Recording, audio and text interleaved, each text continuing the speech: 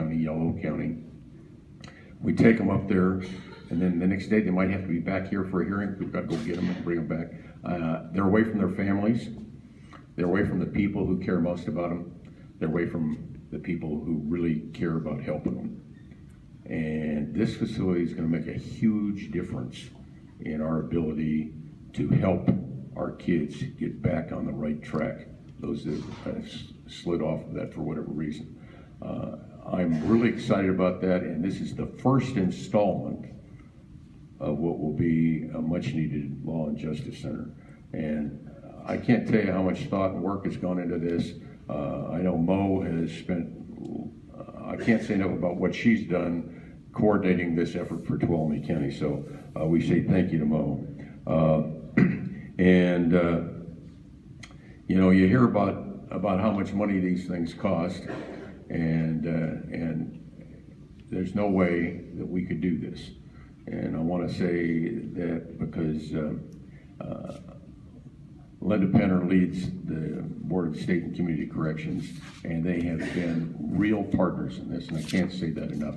In fact, we're going to get her up here in a few minutes to talk. I told her when we were coming close to this, I said, you know, this is your fault. and she says she'll take the blame. Anyway, so I'm very excited about this. This is a really big deal, and for Tuolumne County, it's the first step in completing this thing. And because we're not going to be outside shivering on the cool day, we would like to unveil our plaque outside. But we're going to unveil it virtually inside. How's that? Okay. I gotta cheat and pull it up on my phone because I can't see the screen you see. Is it on the screen yet? Yeah. Oh, you did it. You're ahead of me. Okay. Well, I guess I have to stand back here and read this thing. Okay. Tuolumne County Mother Lode Regional Juvenile Detention Facility, dedicated to the youth of the foothill counties on this date, January 5, 2017. We list the supervisors, we list Craig, most of all we list Maureen, who deserves to have her name on there. We list two of our retired chief probation officers, and we're really pleased that you're here, Adele. I mean, we know you lived and breathed this for a long time, and your contribution is great. But the last four names are really important on that sheet because they did the real work. Beverly Pryor Architects, and Beverly's here, isn't she? Yes, she is. There she is. HMC Architects, I don't know, do we have someone from, okay, there we are. Okay, F&H Construction. Got somebody? Surprise. Well, I know we got Bob Fletcher from Banner Construction Management here, and look, it doesn't happen without these people. They did the real boots in the ground, and they all had to live with Mo for the last period of time. And Mo's a tough taskmaster. If you don't get it right, she'll make you get it right. I know that, and we thank Mo for that. We thank you people for your work, hard work, in making this thing a reality. It's really, like I said, it's a big deal. And so now that we've unveiled that, and we've done the ribbon cutting, I am going to ask Linda to come up and make a few comments. And I can't say enough about the work this woman does. She is amazing. She has to travel the state. She has to put up with all sorts of demonstrations for everything she does. She has to deal with the needs of 58 counties. And you talk about herding cats, it's not possible what she does, but she does it and she pulls it off. I'm sorry I can't give you the podium, Linda. Thank you.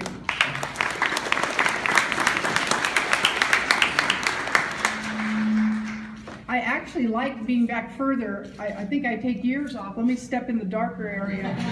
Some of my best lighting.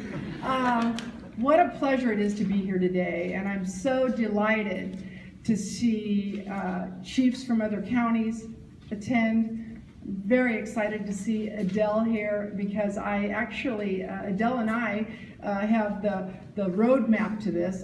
Were we not on the executive steering committee? when you were in Siskiyou. So just a little bit about the process. You have to apply to do this. Tuolumne County had to put together a proposal, and then there were individuals who read and scored the proposals. And it was Adele and I, she worked in another county, I was chief probation officer in Fresno County, that looked at these proposals, ranked them, rated them, and the awards were made following that. In the aftermath, Adele, who cannot hold a job, changed chief probation officer jobs how many times? I can't say. I retired as the chief in Fresno and then went to work for the Board of State and Community Corrections. And the commitment at that time, when I became the chair, was to stay linked in to the locals and to be true to the promise from the governor that he would continue to consider heavily the commitment that the locals had made to good treatment and programming and reducing recidivism, and also respecting the heavy lifting they did with realignment. So when I came on board, it was continued service, I believe, to the locals. And that truly is where the work is done. And certainly having the money for the bricks and mortar that we're sitting in right now is super exciting. But bigger than that, Tuolumne, your commitment to the youth in this area is exemplified by your commitment to bringing up a facility of this nature, staffing that facility, and kudos to the staff. I believe that's the juvenile correctional officers up there on the